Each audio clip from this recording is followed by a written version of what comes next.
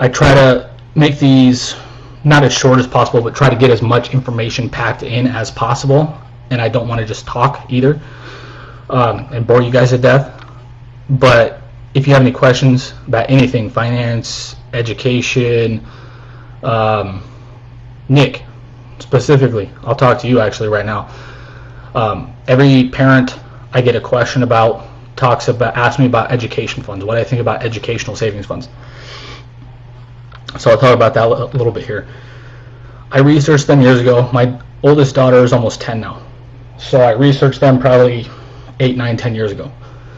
Unless the rules have changed significantly, for a college savings fund, I do not recommend them. Reason being, well, there's several reasons. If your child decides to do anything else when they graduate high school, if they decide to start a business, if they decide to go into the military, if they decide to travel, if they decide to do whatever, anything outside of going to college, there's a 50% penalty on that money, which is absolutely absurd in my opinion.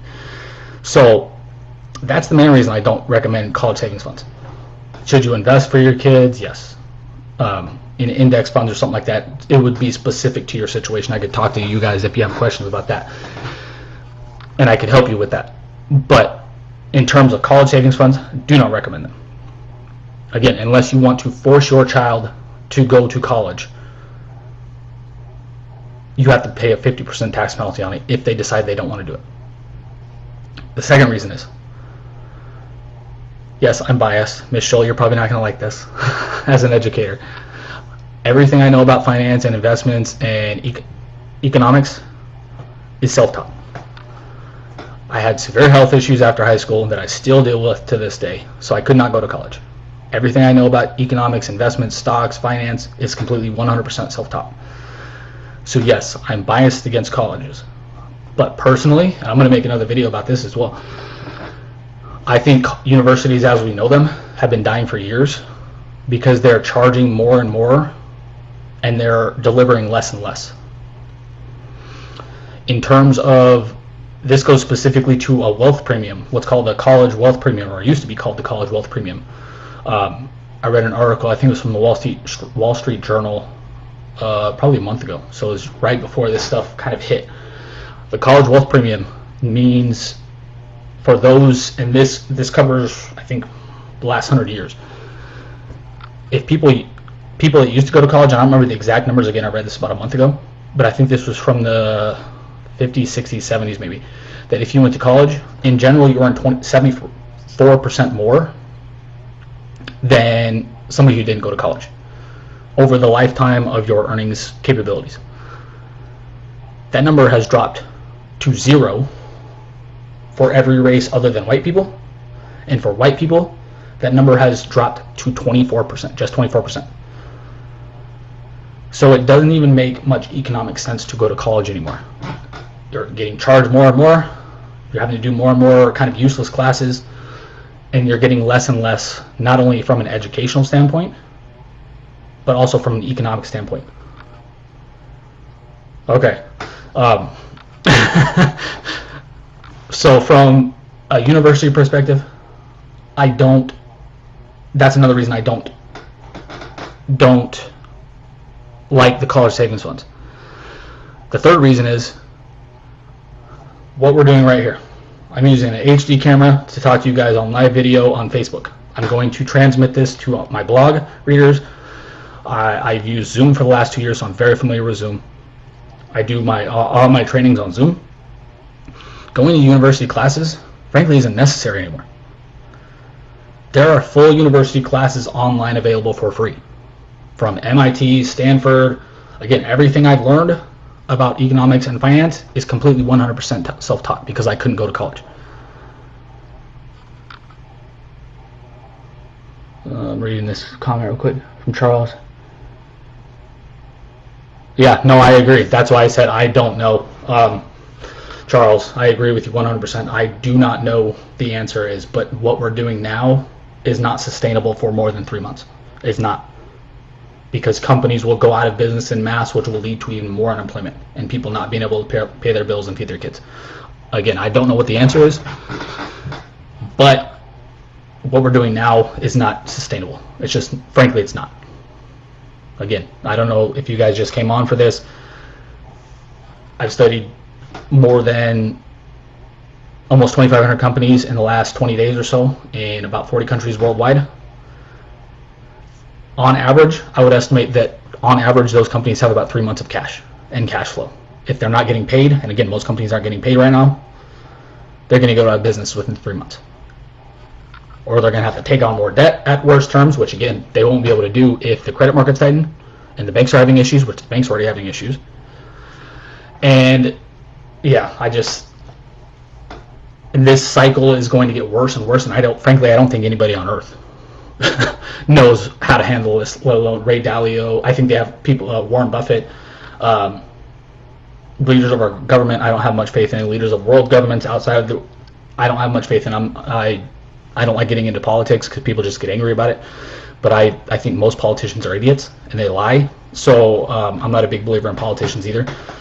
That's why I'm telling everybody to raise cash and stay healthy, because those things you can control. You can't control what the politicians are doing. You can't control what the coronavirus is doing, unless you can to a degree if you're washing your hands and stuff like that and staying away from people. But you can't control the rate of the spread and all that kind of stuff. You can't control the economy, but you can control raising more cash and staying healthy to a degree. But to get back to my point on the college stuff, worldwide, some of the best universities in the world, again, MIT, Stanford, Rutgers University, where I'm a CX advisory board member, they have online courses.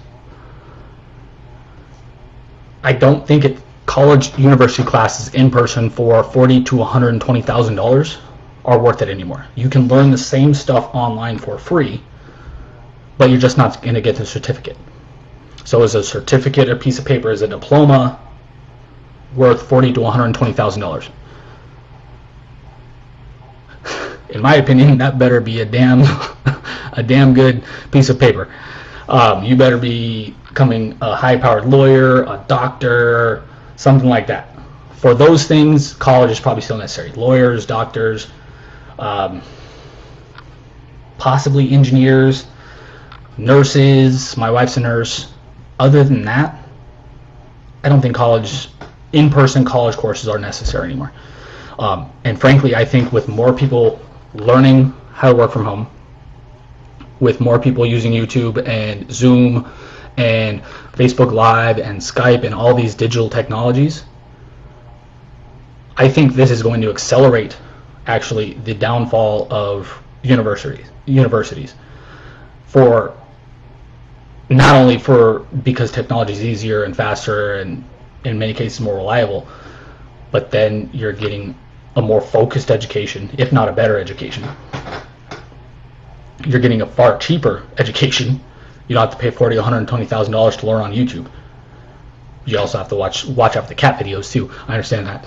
And the procrastination, I understand that. I get it. I've been working from home for years, so I'm a little bit ahead of people who are new to working at home. I get that. And procrastination is still hard, even after all these years, believe me. I'm going to make a video about that as well. How to be more productive while working at home. But for those three reasons, I do not recommend the college savings fund. I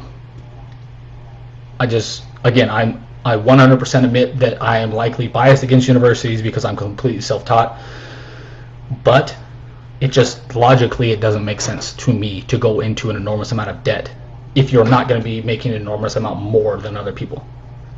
If the college wealth premium is only 24% for white males, I think it was white males, and the wealth premium was 0% for minorities and women. It just doesn't make any sense. Plus, on top of that, I just thought of something else. So there's those three things. The fourth is by the time you finish university education, let's say in marketing. I have a marketing background, or now I do. Again, self-taught marketing. Got hired a couple years ago to learn how to do marketing, and was given access to $20,000 worth of courses. Learned marketing I got told by a marketer who's done probably hundreds of millions of dollars in marketing that the stuff I was doing after only 3 months, people were doing after 1.5 years. So by the time you get out of a university education, let's say it takes you 4 years to get a marketing degree, the people who are actually doing the stuff and in the marketing arena or finance arena are learning more on it that actually matters in the real world than just kind of theory stuff. This is why I think I have an advantage over most finance people, is because they have the college degrees and the certifications, but they were taught theory in university. Most MBA programs are mostly theory. They're not actually on the fundamental, how to analyze a business on a fundamental level, how to think about cash flow, how to think about economics in a real world sense. Most MBA programs are not taught like that. So again, Ms. Scholl, maybe you can chime in here as an educator, but I saw your comment above, but I just, from a college savings standpoint, it doesn't make sense. Your money would be well better spent in a tax-free IRA that owns an index fund. You just kind of leave it there for, let's say, 20 years. You get it on the day your child's born, you give it to them on their 20th birthday. If you leave it there for 20 years, on average, the market goes up about 6 to 8% on average per year. So let's say you put $10,000 in there, and I can actually do the calculations right here.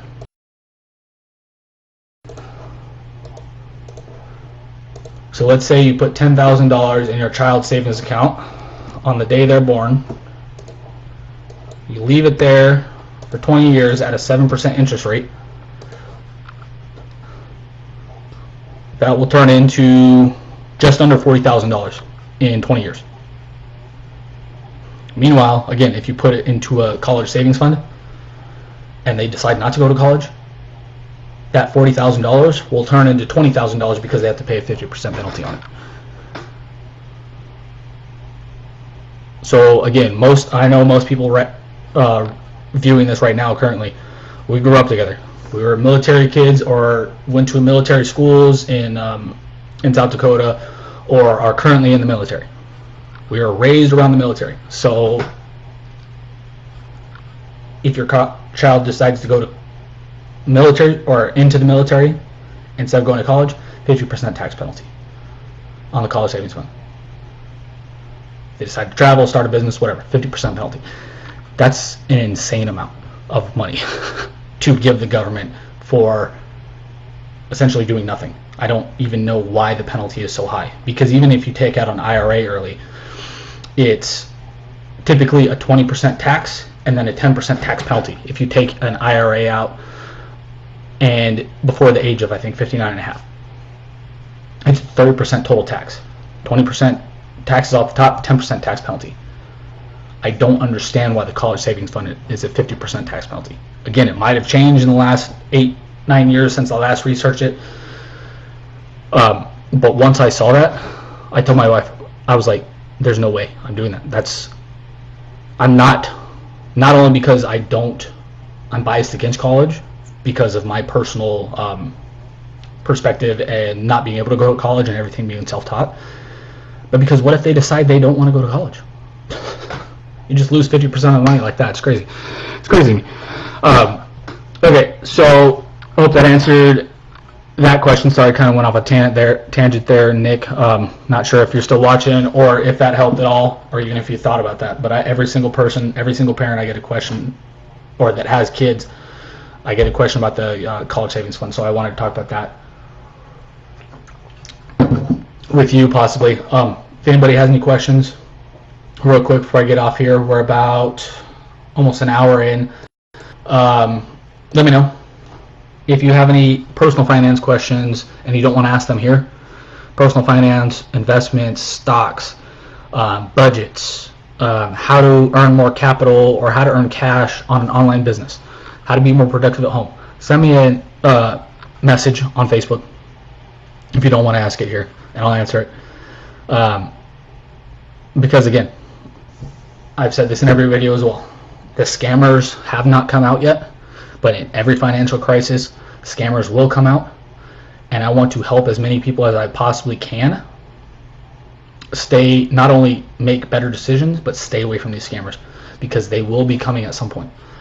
I'm going to read this from Ms. Scholl. We need to revamp an education.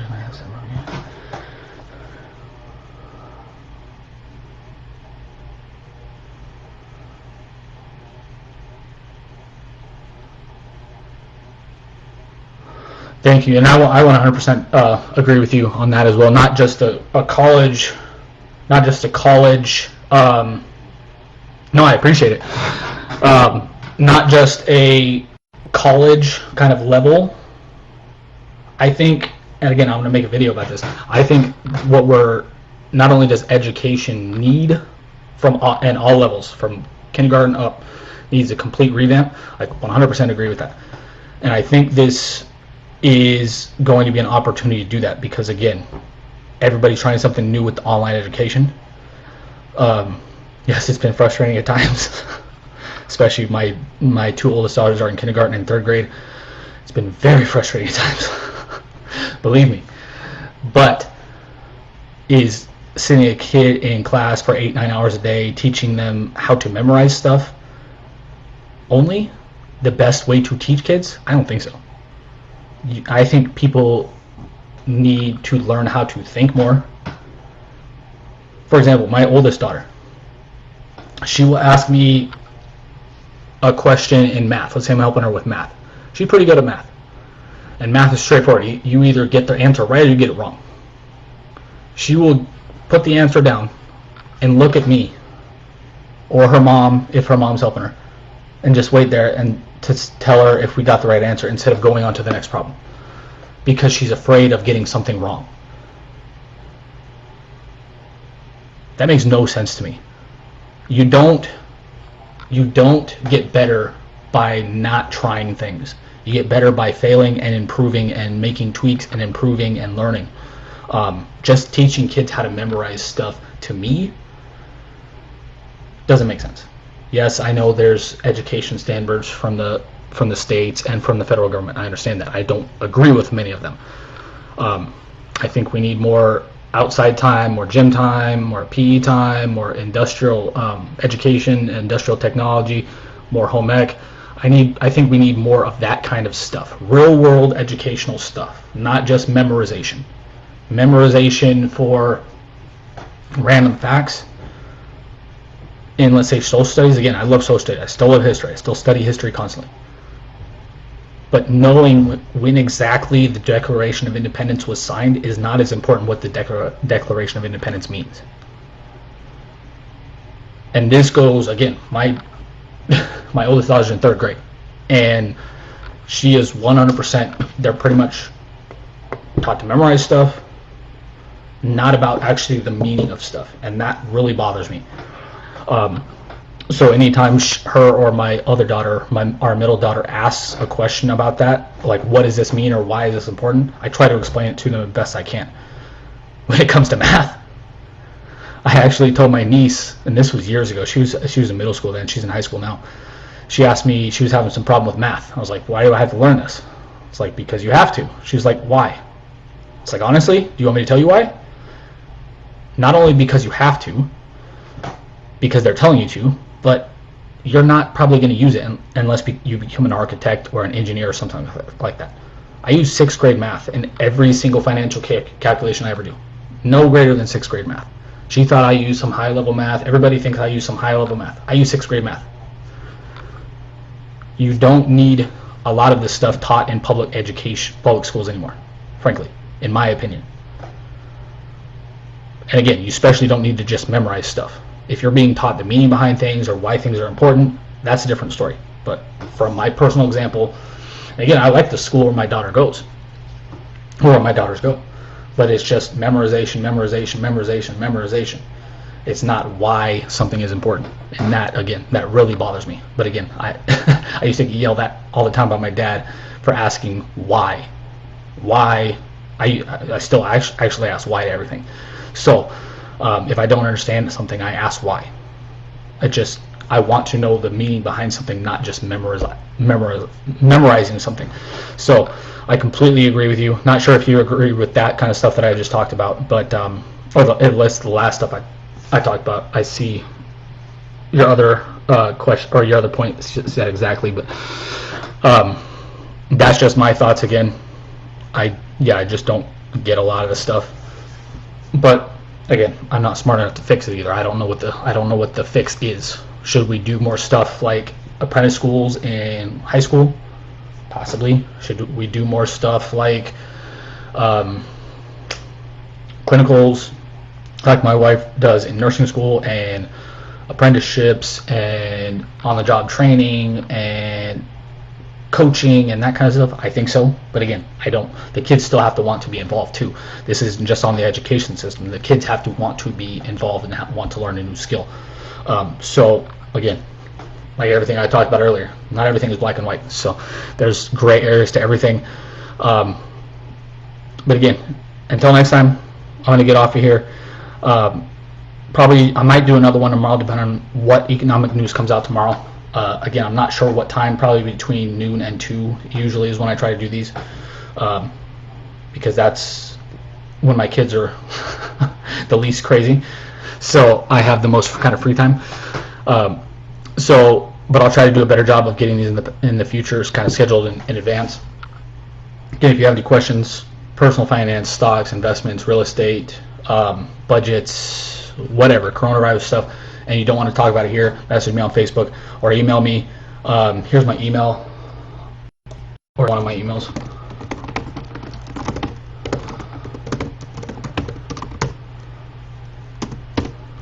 And here's my main site, my main webpage. If you guys want any information on value investing or finance or anything, we've got YouTube channels, we've got a ton of free content, paid content, all that kind of stuff. But I'm doing these, I'm not doing these to promote any of that. I'm doing these to help you guys again. So if you have any questions, let me know. Until next time, I'll try to answer those, or I'll try to answer more on the next video as well. Thanks everybody for watching. Miss Scholl, Nick, Deep, who else? Charles. Thanks for watching. Hope you guys are all doing well, and I'll talk to you again soon. Thanks. Bye.